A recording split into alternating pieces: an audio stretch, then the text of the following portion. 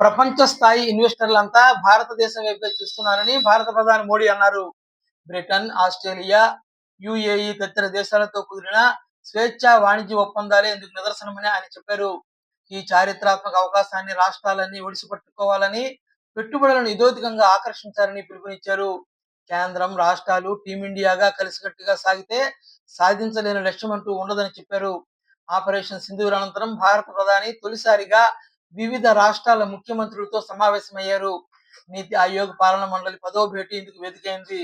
గ్రామం మొదలు రాష్ట్ర స్థాయి దాకా ప్రగతి వేగాన్ని పెంచి వికసిత భారత్ లక్ష్యాన్ని 2047 కంటే ముందే సాధిద్దామని ప్రధాని పిలుపునిచ్చారు.